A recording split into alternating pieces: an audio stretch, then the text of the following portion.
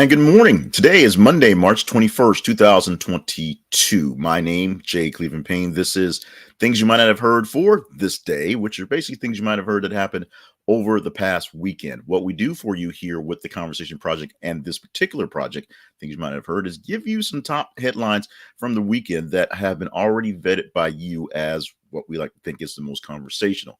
We do not want to be your primary news source. We'd like to think of ourselves as your tertiary news source, your third, fourth, maybe fifth option. We give you things that are interesting to talk about that aren't necessarily the most important things that get stuck all day long. So there is Russia-Ukraine news in here. There's always Russia-Ukraine news essentially when it's the biggest thing to talk about. But we'd like to give you some other things, pepper in things that are more interesting, if you will, that aren't exactly the straight mainstream stuff. And some of the things tend to be a little bit weird and odd, and we'll have some of that in our Statcast for today. Now, today is Monday, so we welcome in the greater family. On Monday, I produced this for all my J. Cleveland Payne profiles that are out there on the interwebs, a bunch of them. And so if you want to get this 5 days a week, make sure you are going to facebook.com and twitter.com and signing up for the feeds we have there. You see them in the top right corner listed there for your viewing pleasure. We'll explain more about the feeds as well. Also on the main YouTube page for This Is a Conversation, search for This Is a Conversation or things you might have heard, and you'll find us there as well. Like I said, that's the way to get to us all week long. Mondays, we do a little bit extra because it's the weekend. We give you 7 stories from a batch of 30 that were pulled from, as opposed to Tuesday through Friday, we'll give you 5 stories from a batch of 15. All that stuff will be explained to you in just a few minutes. But first, let's go ahead and get into the news stories as they came down for the week. As you said, were conversational for this weekend. Starting off with the story right here, which is one that I have been kind of cooling off on, and it has a topic, but it was one of the top stories of the weekend. Hillsong Church apologizes after investigation finds Brian Houston engaged in inappropriate behavior. TheGuardian.com gave us that one, so we have behavior with the I-O-U-R spelled in this headline. But this is essentially a continuation of the big old Hillsong just fiasco, if you will. As a person who goes to church regularly and goes to, I'll say, one of these types of churches, which is more concert than actual old school church, and it is just sort of what it is. The lure, the appeal of making things more modern, making things more cultural, if you will, more sexual, not sexual, because the sexual part is basically what got Brian Houston in trouble, having affairs with people, members of his staff in the New York office of the New York branch of Hillsong Church. Hillsong Church, of course, created in Australia and became a worldwide just sort of phenomena. A lot of it off of the music, producing very, very high quality music, as opposed to this sort of running joke in Christian music that it's all just sort of really, really, really bad music. But you put a poppy little beat behind it, and people just sort of sing it like it is. So we'll probably see more coming out of this, as this is for the investigation from Hillsong Church, along with other investigations that are like criminal investigations for what's going on. This is, like I said, something that's been cooling off in my realm, but it was one of the top stories of the weekend, so we put this in there to get things started. Next up, Robert Pattinson's The Batman has poor opening at China box office. HeroicHollywood.com is the source of this one. And this is one that is probably not to be unexpected, as we are having some issues, maybe not issues that we have with some other folks, but with China as well. And while The Batman did not have a lot of things that were, blatantly or not so blatantly anti-Chinese as some of the movies we have here, there's a lot of they take out a lot of let's take a lot of black people out of the movie posters and things like that because they don't like the show of various minorities. That's what they do in China, but China's such a big market, they have to do that. The Batman didn't have the greatest opening over there, although it's a $1 billion movie already. The Chinese market has been very tepid towards what's going on. They're also having more lockdowns in China as opposed to other places around the world that they're locking down again for COVID-19 issues. So that could be part of the issue where many people who would have gone literally can't leave the house. So there's always that. But we're seeing not exactly the best numbers for the Batman, although I saw the Batman last night with a lovely wife. Extremely surprised by the movie, expecting to hate the movie. Did not hate the movie at all. In fact, my biggest comment about the movie was while it was a Batman movie because Batman was in it, It could have been a movie about Bob. It could have been a Bob movie. Bob could have wandered around that whole entire thing and just looked really weird and stared at people and mumbled a lot. And Bob would have been just as effective in the movie. The fact that there was Batman and the Batman mythology and some of the backstory, because there wasn't a lot of backstory explained in the Batman. He's the character is like 75 years old, so pretty much people get the character and on the basics of it. Just a different take, a different spin on it, and of course, very psychological, very dark. Even for a Batman movie, the way they went with this one. So it was an interesting movie. Chinese audience apparently not so interested. I guess they were expecting Adam West to go bam, pow, swish. What they were looking for. Deshaun Watson traded to the Browns, an NFL shocker. FoxNews.com is where we pulled this one from, and it's kind of a shocker. We pulled it from Fox News, but this is not so much a shocker as a matter of just where he was going to end up. Deshaun Watson essentially no longer wanted in Houston, obviously, no one wanted in Texas, and so he had to go someplace. So the Browns pulled the trigger and pulled Deshaun Watson in for their quarterback. Now, what's going to be interesting on this one is what they actually do with Baker Mayfield, who is, the face of Progressive Insurance and the face of the Browns, the Browns franchise. Nice guy, apparently, pretty good quarterback. But they're going with somebody more dynamic with Deshaun Watson. The biggest issues that they have is that Baker Mayfield may be a nice guy and a pretty good quarterback, but he's not making the magic happen. And so hopefully a little bit of change will do the Browns good. We will see how this plays out and where Mayfield will end up. I'm not sure he's quite ready to sit in the backup role just yet. So we'll see if over the course of the free agency and up to the beginning of the season, he'll find a place where he'll be a starter or a clipboard holder. Or most likely, we will see him as a starter someplace because there's always shuffling around. We won't see Colin Kaepernick, but that's a whole nother thing. Let's go to our next story this morning. Surrogate babies born in Ukraine wait out war in basement. APnews.com on this one. This is one I put in more as a filler story, but this is one that got a lot of response from you because there's a lot of people not understanding the babies in the basement stories that are popping up all over the place. These babies in the basement belong to no one in Ukraine. And by that, I mean, these are surrogate mothers have turned over the rights to these babies, and they were in orphanages waiting for their parents from around the world to come pick them up. And now that there's this big old war thing going on, it's hard to just show up and pick up your babies. So there are babies who are not abandoned, not left behind, just waiting out so they get a chance so they can pick up by their legal adoptive families. Hard to do with all the stuff going on in Ukraine right now, as you can expect. We will see if this becomes a resolution of some sort, if there's some way to bring out the babies. There have been the numbers of refugees from this war has been astounding, and the number of children who are on the move and some on the move by themselves in some cases is also astounding. But this is a case where these children obviously can't take care of themselves. They are literally, born within weeks of the fighting beginning in Ukraine, and they've just been living in bomb shelters, living in basements, living undercover while they've been taken care of until a time comes when their parents can come and retrieve them. I hate to even say it like that, but it's just the reality. Their Ukrainian mothers have given these babies up for surrogates, and that is more than welcome, more than fine. But the problem is the families can't come get them. So it's tragedies, extra tragedies that should not be going on, period. This story right here, a little bit of childhood once again going away. John Clayton, longtime NFL reporter, formerly with ESPN, dies at 67. USA Today got us that one online. And John Clayton, who last, I think 5 seasons or so, has been doing broadcasts, sideline broadcasts, and other things with the Seattle Seahawks. Famously known for being the guy popping in on NFL Today broadcast. The rumored of the really long rat tail back behind his head is something that has been of legends for ESPN, and just the kind of guy that was just good at his job. He gave the details. He was funny. He engaged well with folks.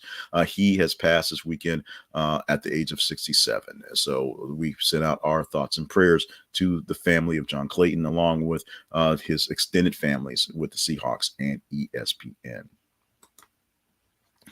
Here's something that the conspiracy theorists can jump on, and I'm going to allow you to jump on this because it's something that does kind of get my goat, makes me wonder how these things work sometimes. Just gets because I'm a big fan of money, and I'm also a big sort of skeptic on how the money works and how things work out. Moderna asked FDA to authorize second booster shot for all adults. This is a story that is interesting because Pfizer has already sort of hinted that they need to get a booster, a fourth shot to people who are essentially over 65, people who may be more vulnerable because of age and declining health because, viruses change and there's things going on. And this is 2 years into the thing, and the whole shebang is not done. Although the viruses seem to be getting less and less potent and having less and less issues, this is turning into the flu shot where we know it's sticking around. So we just kind of reformulate the vaccine and give it to you on a regular basis. Moderna is saying, nope, we're going to give everybody a shot. All adults are getting a shot. We want to give all adults another shot because waning effectiveness. We can see this as a business decision. We can see this as a health decision. We can see this as just as a general person, just dealing with the time and hassle and just the whatnot of the thing. So here's something that we'll be dealing with for a while. As we said in previous stories, it posted to stories to things you might have heard. Pfizer, of course, is saying that a fourth shot might not be a bad idea for older people. Moderna is trying to work on authorization, just give everybody another shot because it might be for the health benefit. It might be for the greater good. It's also a good chunk for the money. Let's take a quick break from the news. I have I think, interesting take coming up on our final story for this morning, but this is a chance to stop and talk to you about Fundrise and how to help you get your investments kickstarted or do something a little bit different with your investments. Have you ever wanted to be a real estate investor? And have you ever got to the fact where you understand the meaning of a stock and the markets and how those things work, but not exactly know how it's going to make you any money? This one's a bit simpler. This is the conversationproject.com/Fundrise is the link for you to get yourself in on Fundrise. Fundrise is an app. It's a program. It's a bank, if you will, where they manage your money in a real estate account. You put into a fund that funds real estate accounts that goes out and buys properties, manages properties, does other things, some brand new construction, some buying old stuff, some commercials, some residential. You can see what's going on because they give you reports all the time and show you exactly what's happening. Fundrise has been something that's been a very interesting addition to my investments and a very I don't want to say fun because, investment's not so much fun, but great to kind of understand how the buildup of the markets goes with. This is not like buying a stock or a ETF that is into your trading stuff.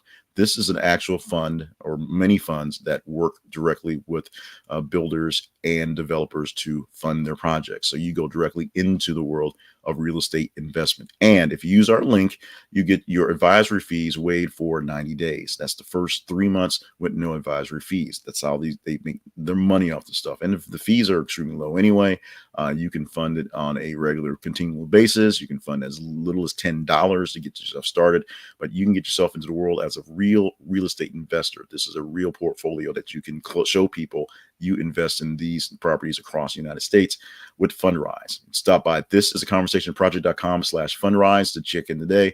This is a affiliate link, so we do get a little bit on this. So that's how this works. But check it out. You will find that you've never done anything so easy to make yourself a great dividend on your properties, because they'll happen pretty quickly. And like we said, the first 90 days, you'll have your advisory fees waived by using the link we have here. Now, we're going to do one more story and then our tease for something we talk about later. Candace Owens calls Zelensky a very bad character. That's a quote. Who's hurting Ukraine? Newsweek.com gave us this one fairly early in the weekend. And I have gotten to the point where, and there's a running joke, if you will, on Candace Owens. When she pops up saying something crazy, it's like we want to talk about her because it's really, really sad and we want to give her a hug. We want her to feel better. But at this point, it's really go away, Candace Owens, go away. I am at a complete loss to who this person is and why she exists at this point. To say she's a grifter and then she's using a unique point of view to pull eyeballs and pull money off of folks is actually a insult to the big grifter who uses unique points of views to pull eyeballs from folks that most of these people are following along with Candace Owens, that she has essentially aligned herself with. I don't understand the woman. I don't know what she's actually done or accomplished other than speak not exactly pretty words, and but just be pretty, be black, and be a token of a different side, so people can use to say, well, she thinks that way. What's your problem? As a black conservative, I am extremely embarrassed by Candace Owens, who is not a black conservative. As I said, she's a grifter, and she might be a crazy woman. She might actually be insane. I will throw it out there, and she's probably never going to see this, so that's not going to happen. She may have actual issues that go beyond just commentary and trying to say something quippy to get eyeballs in whatever's left of newspapers and whatever videos she's doing right now. Candace Owens is becoming a more and more dangerous person. And if you don't believe me, think about all the other folks that people sort of laughed off that we're sort of worrying about. Think about Kanye. We have laughed him off for quite some time for being a musical genius, but a torture genius. And now he's just doing crazy stuff to do crazy stuff to get attention. Candace Owens is in that part. So at this point, I have to stop my sort of, crushing on her because she brings in content and she's something to talk about, and really talk about her as a real threat to democracy is a bit of a reach, but a threat to common sense that is essentially proven pretty much every single time she puts out some media. Now, we're going to give you what we're calling a teaser story. This is a story that's going to post in a few minutes, actually. This is, and if you want to talk about it, we'll explain to you how you get into the feeds and do that. This story is the headline that came in overnight. That's blowing up all over the place. Clarence Thomas hospitalized with infection, Supreme Court says.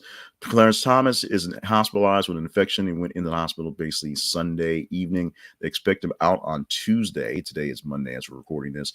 And he doesn't have coronavirus, doesn't have anything serious. There are flu-like symptoms that they're just, because he's a really, really, really old guy, they want to keep an eye on and keep him under observation. So they expect him to be out of the hospital tomorrow. They expect him to not do remote oral arguments. He's not going to get on a speakerphone and listen to oral arguments today. He will wait for that and come back into work on Tuesday, they're expecting. If you want to chat this one up, it's actually extremely simple. We're going to go into the sites that we call the bits and pieces of our feeds, and they go a lot like this. Sometimes you can't get the buttons working on Monday, and sometimes the hiccups pop up. So quick hydration.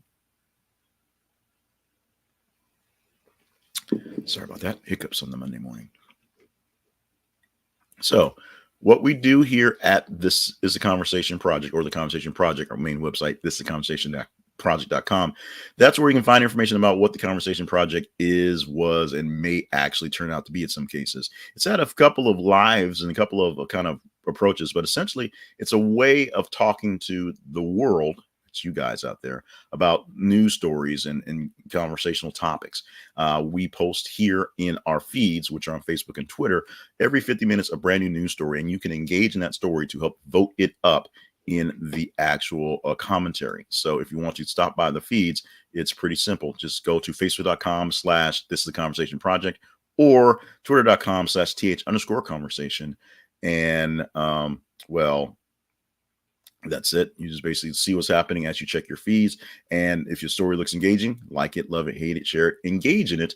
The higher a score gets, the higher it gets a chance to get it got in here. So on Mondays, as we said, we go through 4 days, or Friday, Saturday, Sunday, early Monday. So we pick from the top 30 stories of the weekend, usually about 90 stories or so. This week, we kind of slacked a bit, only got about 86 stories into the feed. So of those 90 stories, you take 30 stories and we pick the top 7, or 7 of them we believe are most conversational and give us what you get. Give us what you give as thing to talk about in commentary. Give you the best stories that are conversational and flow in a very good narrative. On your Tuesday through Friday, we have less stories, only about a day, 30 hours or so to do it. So we only give you 5 of the stories from top 15. So that's the only real difference got going on there. So That's what you have right there. Thank you so much for joining us, whether you are live or you are in the future.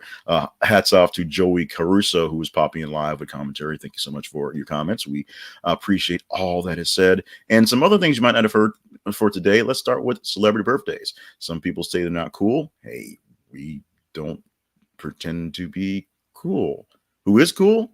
These guys, Gary Oldman, Matthew Broderick, and Timothy Dalton. So check out that for your birthdays. If you didn't know, you know now. You know they have birthdays on today. And today is World Down Syndrome Day. So the World Down Syndrome Day. Say that slow. Give it its props, because I have to give props to my good friend Scott and his son Thomas, who has Down syndrome, and for him, the family is going to wear our crazy socks, which is how you show your support on World Down Syndrome Day. It's a very misunderstood syndrome. It's a very misunderstood condition. You'd be surprised how many people out there in the world are doing really, really awesome top level things who suffer from Down syndrome. There's a lot of internal stuff, and there's a lot of stuff going on that makes it hard for them to kind of manage the world. And you see them manage the world like champs. Happy support we give to my friend Scott, my friend Amory, and their son Thomas, who is the real champion of one of the biggest champions I know for going through what he's going through. And one day will probably be my boss, which is actually not that very hard. So also, one last thing you might not have heard for the day. This is from a recent study, and this is apparently true. Your mileage may vary. A recent study found that drinking a pint of beer could improve your brain power by 20%. This study by a university over across the pond over in England. So that's why they're measuring in pints. But as I said, your mileage may vary on how one half pint, or if you can stop at a half pint, improve your brain power. I don't understand it, but hey, I don't, that's why I'm talking on the internet and not running studies for the internet. This has been Things You Might Not Have Heard from Monday, March 21st, 2022. Thank you so much for popping in for us, as we said, either live, as we do this every weekday morning, Monday through Friday, going live about 5:40 Central Time. But basically, we pull the feeds at 5 o'clock. In about 40 minutes, we pull up the stories, you have them going. Thank you so much. If you're in the future, whenever you see this, just pop in a comment in the comments and let us know where you are, how things are going, and what you want us to do about this. Because we take all your suggestions fairly seriously, and even though we don't take ourselves all that seriously. With that, we're going to go ahead and wrap things up. Remind you to stop by the feeds. This is the Conversation Project on Facebook and the th_conversation on Twitter. Stop by the feeds, follow us so you get the news headlines. Make sure you read the news headlines, and join us for more great conversations with the Conversation Project and things you might have heard coming up again. Sure, I'm trying to do another good job tomorrow. We'll see how it works out. The mouth works tomorrow.